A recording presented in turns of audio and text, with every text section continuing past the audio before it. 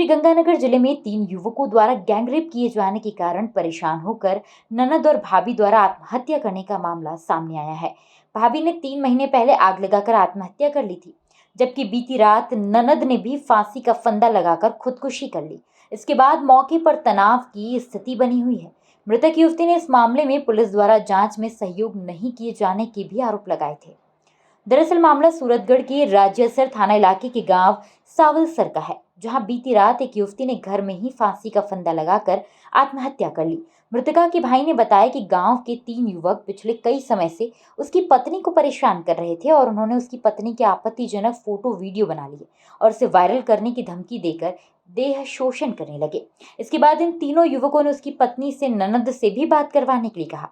बात नहीं करवाने पर फोटो और वीडियो को वायरल करने की धमकी दी। ऐसे में समाज में बदनामी के डर से उसकी पत्नी ने अपनी ननद की बात भी इन 3 युवकों से कराई। इन 3 युवकों ने उसकी ननद को डरा धमकाकर उसका भी देह शोषण करना शुरू कर दिया। इसी बीच दिसंबर महीने में उसकी पत्नी ने आग लगाकर आत्महत्या कर ली।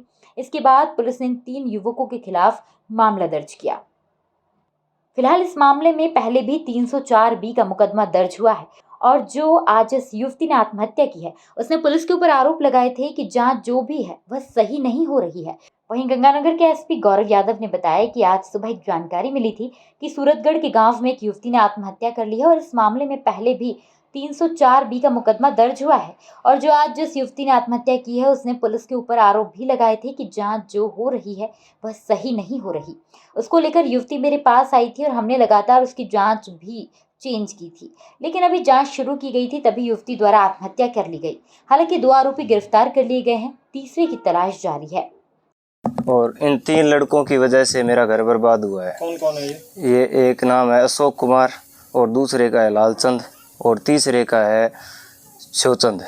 आपकी पत्नी से बात कैसे करनी शुरू की और उसको कैसे ब्लैकमेल करना शुरू किया?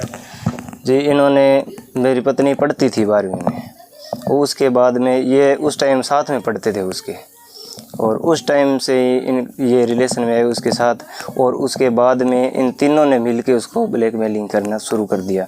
उसकी कोई वीडियो बना ली और उसकी रिकॉर्डिंग वगैरह कुछ की है इन्होंने, और उसकी धमकी दे दे के ये इसको ब्लैकमेल करते रहे लगातार। फिर बाद में मेरी बहन को इन्होंने टॉर्चर करने के लिए इसे स्वाति को कहा था कि तेरी ननद से मेरी बात करवा दे, सेटिंग करवा दे, और उसने दबाव में आकर मेरे से डर के भी कहीं मेरी शादी न टूट जाए, ऐसे इस वजह से इसने आबा को तैयार किया बात करने के लिए। इसने मना भी किया पर उसने बात करवाई। उसने कहा भी मेरी ज़िंदगी ख़राब हो जाएगी, तेरे को बात करनी पड़ेगी।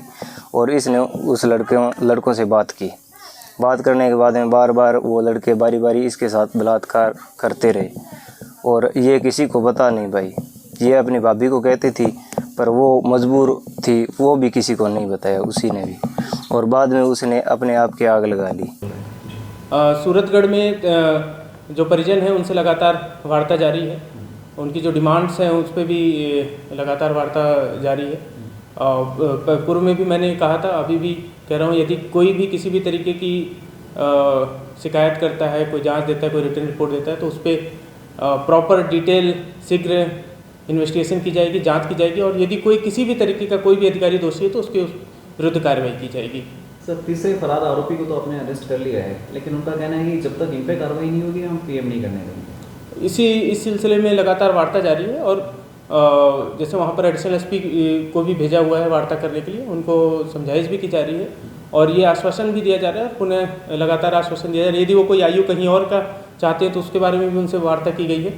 बट ये सुनिश्चित किया जाएगा कि यदि कोई दोषी है किसी भी तरीके का, जैसा मैं परिजनों को भी मैंने कहा है, आपके माध्यम से भी ये कहना चाहूँगा, कोई भी व्यक्ति किसी भी तरीके का इस पूरे प्रकरण में दोषी है तो उसको उसके अनुसार सजा मिलेगी।